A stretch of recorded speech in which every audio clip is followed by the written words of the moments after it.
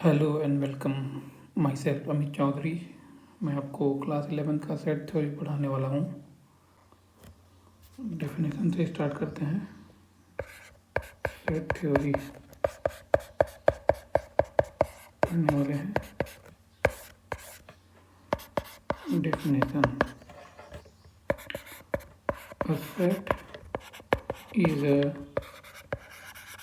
well defined collection of distinct objects.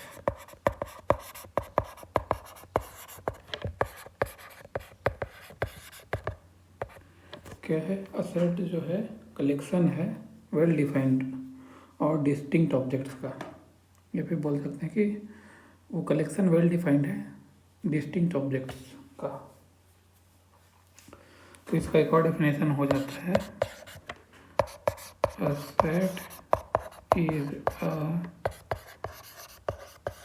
Collection of distinct well defined objects. दोनों का मतलब same है। Example देखने से समझ में आ जाएगा, कोई बहुत बड़ी डिफरेंस की बात नहीं है। Example: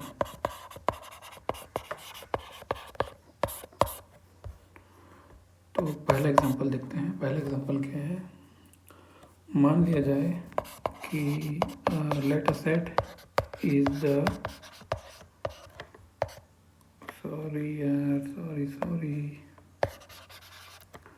late a set is the collection of all prime numbers less than 10। तो देखो, ये प्राइम नंबर्स वेल डिफाइंड होते हैं और हम लोग को 10 से नीचे वाले प्राइम नंबर्स का कलेक्शन लेना है। तो 10 से नीचे जितने भी प्राइम नंबर्स आते हैं उसको वो वेल डिफाइंड है। तो हम लोग का सेट ये हो जाएगा 2, 3, 5, 7, यही है ना। प्राइम नंबर से वेल डिफाइंड होते हैं तो इनका कलेक्शन जो है एक सेट होगा। और यहाँ पर एक और चीज़ बोला है कि 10 से छोटा लेना है। तो यहाँ कुछ नोट करने वाली बात है। नोट: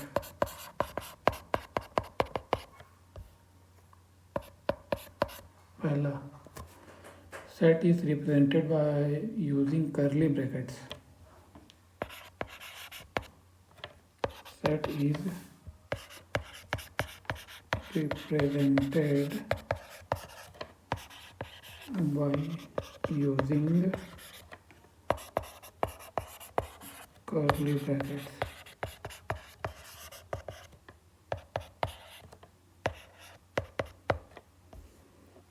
दूसरी नोट करने वाली बात है कि in a set the objects that are contained in it are called elements of the set. जैसे इस सेट में 2, 3, 4 मतलब 2, 3, 5 और 7 कंटेंट हैं। तो 2, 3, 5 और 7 को हम लोग elements of the set A बोलेंगे। तो वही है, in a set the objects that are contained in it are called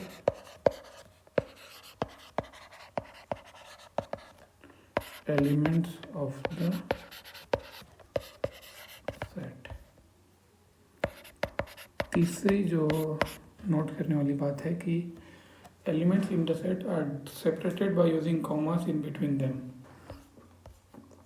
देखो, इस सेट में 2, 3, 5 और 7 को सेपरेट किया गया है कॉमा का यूज़ करके। अगर हम कॉमा नहीं डालेंगे तो ये जो है 2357 ये 2357 जैसे लगने लगेगा, जबकि वो एक एलिमेंट होता है, लेकिन वो एक एलिमेंट यहाँ पर इस सेट में 4 अलग अलग एलिमेंट है ना।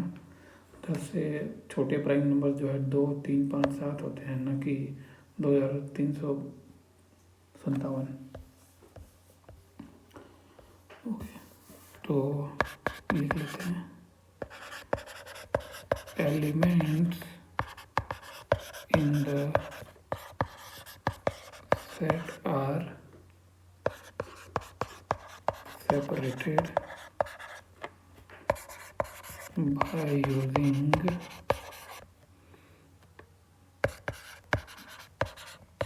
comma in between them।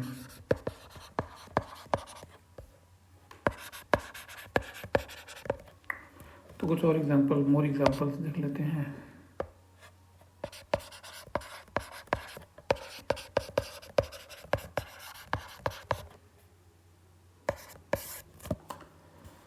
The collection of vowels in English alphabet is a set. तो देखो, इंग्लिश अल्फ़ाबेट्स का सबको पता है, और उसमें वॉवेल्स क्या हैं वो भी सबको पता है। तो उन वॉवेल्स का कलेक्शन जो है वेल डिफाइंड कलेक्शन हो जाता है, इसीलिए वो सेट हो जाता है।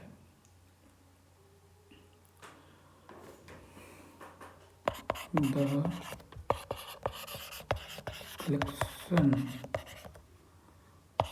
Of vowels in English alphabet is a set.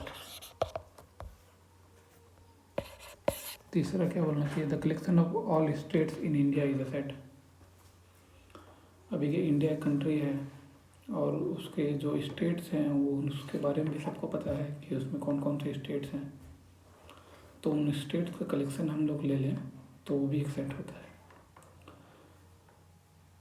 देखो यहाँ पर सेट का एक कलेक्शन का सेट होना ना होना का उसका दो डिफरेंस जो होता है वो है कि वो कलेक्शन जो है वेल डिफाइंड है। इसका मतलब है कि वो कलेक्शन जो है सबके लिए ट्रू होना चाहिए, हर इंसान के लिए। इस दुनिया में हर इंसान उसको सही मानना चाहिए, और दूसरा वो हमेशा के लिए सही होना चाहिए। जैसे कि the collection of good hockey players in India, ये एक सेट नहीं है, क्योंकि दो लोगों के बीच में ये वेरी कर सकता है कि कौन गुड प्लेयर है, कौन गुड प्लेयर नहीं है। कोई किसी को गुड प्लेयर है बोलेगा, कोई दूसरा किसी को गुड प्लेयर नहीं है बोल देगा। तो ऐसा कोई एक क्राइटेरिया नहीं है गुड प्लेयर होने का। सिमिलरली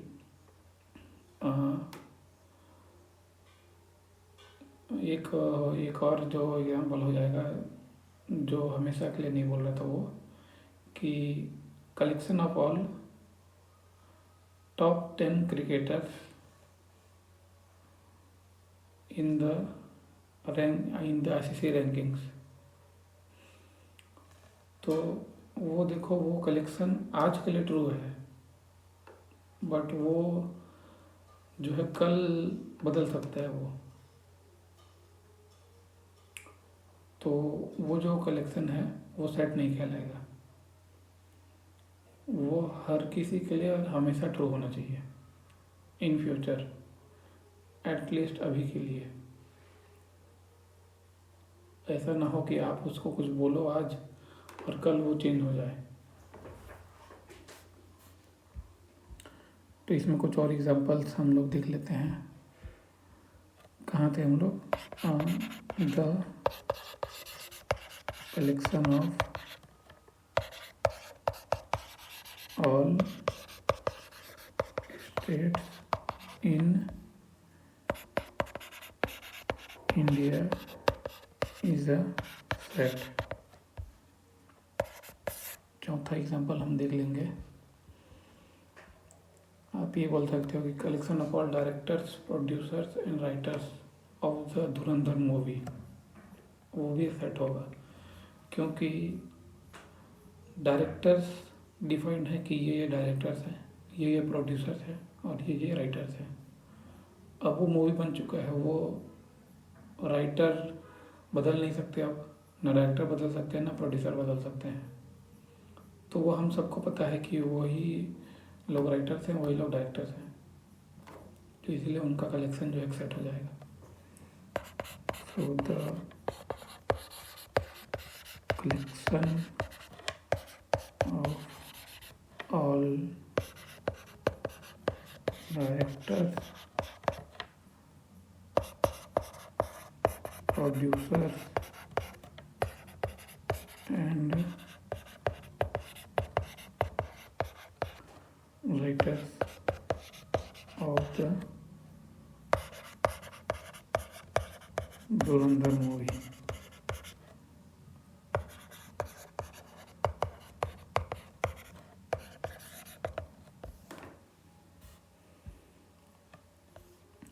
एक और एग्जांपल हो जाएगा,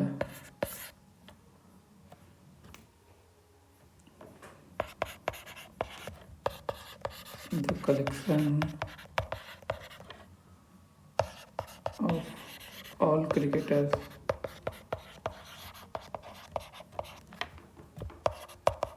in the world who were out without playing any ball in a test match.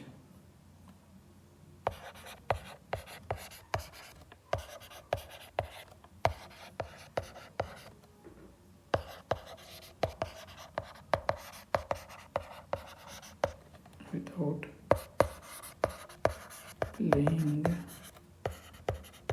any ball in a test match. देखो ये एक सेट होता है,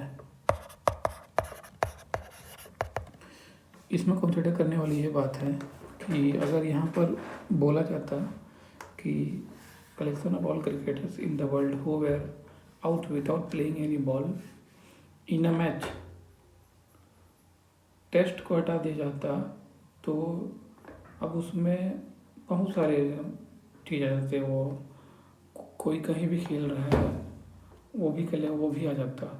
लेकिन अब मैं यहाँ बैठा हूँ जलपुर में, बिलासपुर में कोई क्रिकेट खेल रहा है वो मेरे को नहीं पता, तो वहाँ कोई बिना बॉल खेले आउट हो गया है उसके बारे में मेरे को कोई जानकारी नहीं है।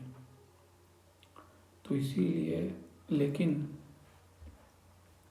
जो यहाँ पर टेस्ट मैच लिखा है, टेस्ट मैच का जो है सबको पता है, हर कोई टेस्ट मैच में का स्कोर कार्ड देख सकता है, टेस्ट मैच के बारे में जान सकता है और वो देख के वो बता सकता है कि कौन कौन जो है बिना बॉल खेले आउट हुए हैं। इसीलिए एक सेट हो जाता है। ओके, तो अब चलो काउंटर एग्जांपल देख लेते हैं। काउंटर एग्जांपल वही है जो मतलब कि सेट नहीं होते हैं। The collection of good teachers in A school is not a set.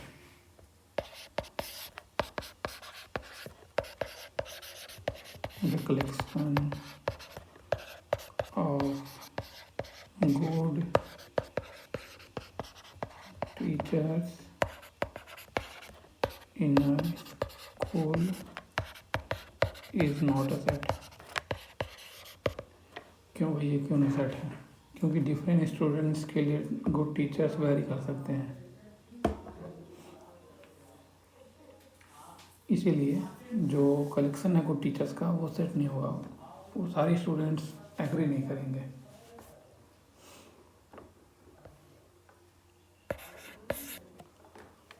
Similarly the collection of all talented writers of India is not a set.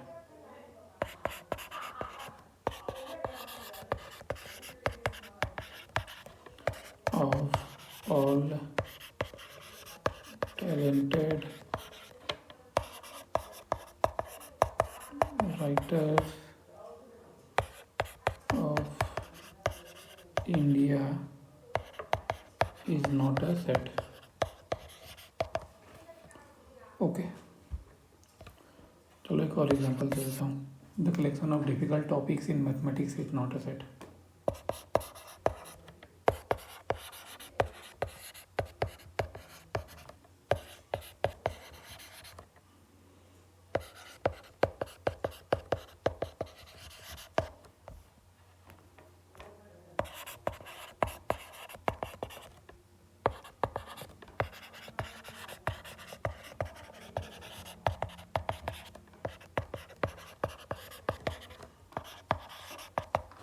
अब ये क्यों नहीं सेट है?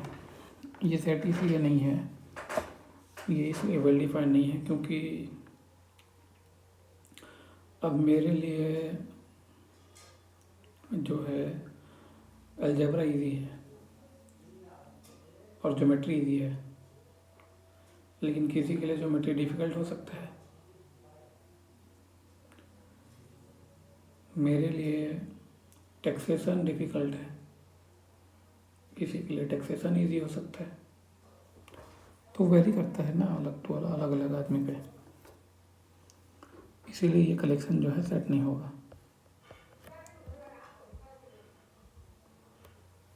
अब आ जाते हैं डिस्क्रिप्शन ऑफ अ सेट या फिर रिप्रेजेंटेशन ऑफ अ सेट पे। किस पे? डिस्क्रिप्शन ऑफ अ सेट और representation of a set.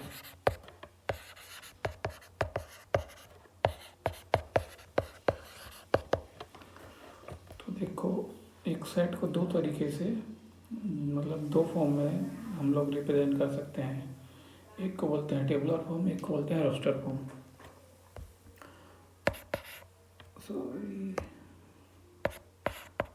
A set can be represented in two forms। पहले को बोलते हैं रोस्टर फॉर्म, दूसरे बोलते हैं सेट बिल्डर फॉर्म।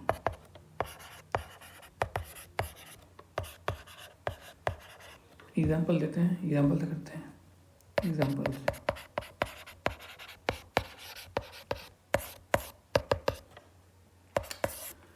पहला, set of all even natural numbers less than 11।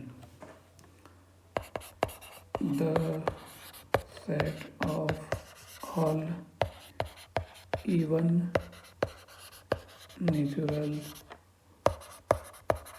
Number less than 11। तो देखो, इसको इस तरह से भी कैन बी रिप्रेजेंटेड एज, इसको ऐसे तो भी रिप्रेजेंट कर सकते हैं। ये क्या है? ये सेट है 2, 4, 6, 8 और 10, यही है ना। Set of all even natural numbers जो 11 से छोटा है। 11 से छोटा नेचुरल नंबर्स कौन से हैं? 2, 4, 6, 8, 10। इसको बोलते हैं रोस्टर फॉर्म, जिसमें हम लोग हर एक एलिमेंट्स को लिख के रिप्रेजेंट करते हैं, जिसमें एलिमेंट्स को गिना जा सकता है एक एक करके। दूसरा, ये पहला हो गया, फिर दूसरा हो गया। दूसरा थोड़ा सा डिफ़िकल्ट है, इसमें थोड़ा सा हम लोग को डिफाइन करना पड़ता है। X such that x is equals to 2n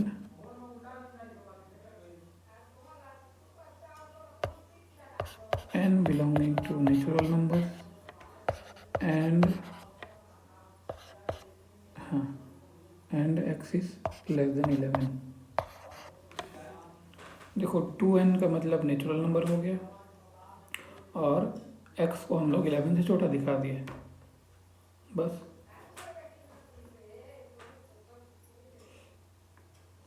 तो इसमें भी वही हो गया ना कि देखो x 2n के फॉर्म में है जहाँ पे n नेचुरल नंबर है और x लेस देन 11 होना चाहिए। तो n 1 तक जाएगा, 1 बनेगा 2 होगा, 2 बनेगा 4 होगा, 3 बनेगा 6 होगा, 4 बनेगा 8 होगा, 5 बनेगा 10 होगा, 6 बनेगा 12 हो जाएगा। लेकिन 12 जो है 11 से बड़ा हो जाएगा तो वो इसमें नहीं आएगा इस सेट में। बस यही है। यहाँ पर आप लोग को अगर ये नहीं पता बिलोंग्स टू क्या होता है, बिलोंग्स टू का मतलब होता है, ये बिलोंग्स टू का साइन होता है बिलोंग्स टू। आप लोग 10th में पढ़े होंगे शायद मैथमेटिकल सिंबल्स के बारे में, 10th या फिर 9th में है, नहीं पढ़े होंगे तो कोई बात नहीं। बिलोंग्स टू का मतलब होता है, सपोज जैसे यहीं पे मान लेते हैं a इज इक्वल टू है 2 4 6 8 10 है। तो इसमें हम लोग इसमें कौन कौन से एलिमेंट है 2 4 6 8, तो हम लोग इन सारों को इसमें बिलोंग करता है लिख सकते हैं। 3 जो है बिलोंग नहीं करता है तो 3 डज नॉट बिलोंग्स टू ए। 2 इसमें है ना तो 2 बिलोंग्स टू ए। इसमें 10 है, 10 बिलोंग्स टू ए। इसमें 5 नहीं है, 5 डज नॉट बिलोंग्स टू ए। तो ये होता है डज नॉट बिलोंग्स टू का sign.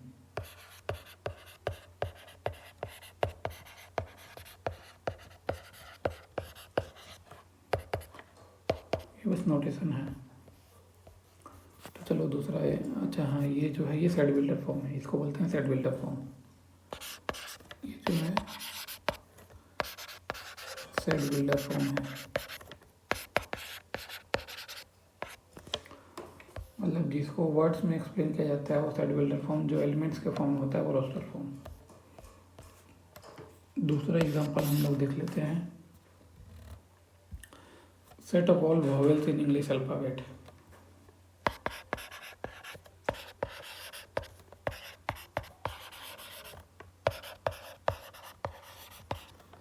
In English alphabet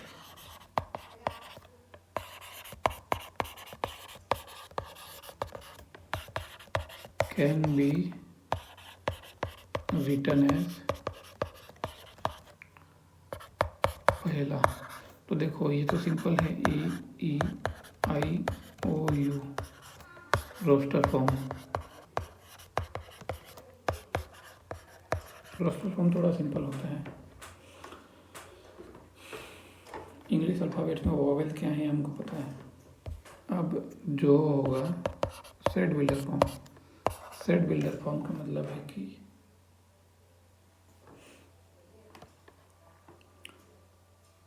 x such that x is a English alphabet and x is vowel। x जो है ऐसे लेना है जो इंग्लिश अल्फ़ाबेट हो और जो है वोवेल हो इंग्लिश अल्फ़ाबेट में। इसका मतलब वो होता है x जो है ऐसा हो वो 2n के बराबर हो जहाँ पे n नेचुरल नंबर्स को जाता हो, और जो x जो है लेस देन 11 हो, तो हम लोग का जो वो है वो जाता है। तो यहाँ पर आ जाएगा ना, x पहली बात इंग्लिश अल्फ़ाबेट है और दूसरी बात x वोवेल है, तो दोनों को मिला लेंगे तो x जो है वोवेल आ जाएगा। वही हम लोग का सेट था, इसको बोलते हैं सेट बिल्डर फॉर्म। ये है सेट बिल्डर फॉर्म।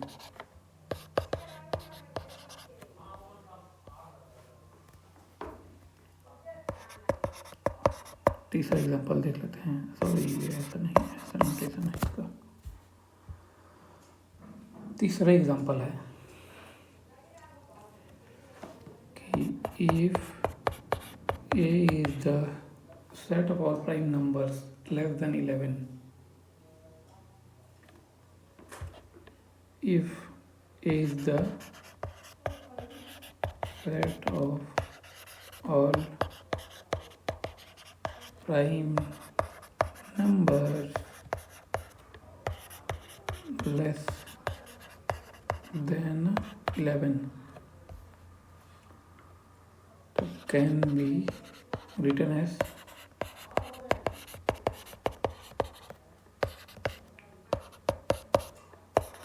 क्या बोल रहा है कि प्राइम नंबर से लेस देन 11, प्राइम नंबर से लेस देन 11 क्या होते हैं 2 3 5 7, हाँ बस लेस देन और इक्वल्स टू 11 होता तो यहाँ पे 11 भी आ जाता, लेकिन लेस देन 11 है तो नहीं आएगा, तो ये रोस्टर फॉर्म है। सेट बिल्डर फॉर्म क्या हो जाएगा, सेट बिल्डर फॉर्म हो जाएगा x such that x belongs to natural number and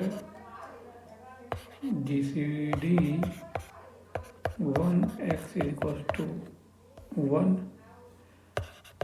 and x is less than 11,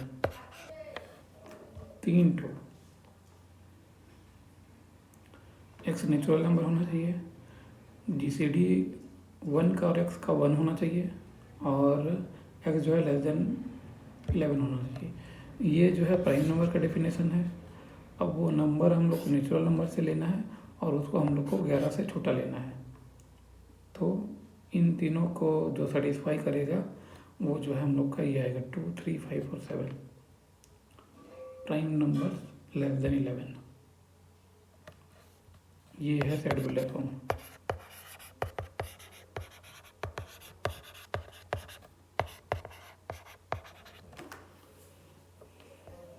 तो आज बार इतना ही रखते हैं।